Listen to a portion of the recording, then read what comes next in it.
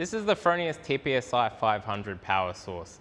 It's water cooled and it's pretty much the same as your manual TPSI welders, with the main difference being that there's a communication module installed on it that allows it to be fully integrated to our robotic welding systems.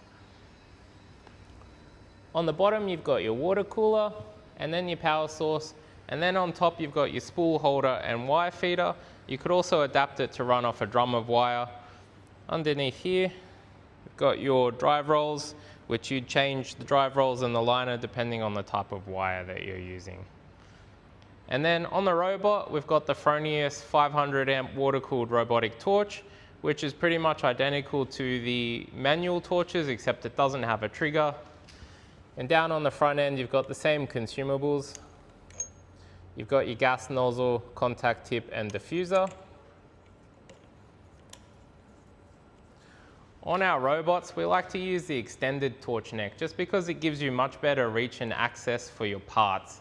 And as a comparison, we've got the standard short neck here, which you can see is a lot shorter and a lot stumpier than the long neck. So it kind of restricts your reach and access. So that's why we choose the longer neck. Also, it's water cooled, which means that your consumables in the torch are going to last much longer.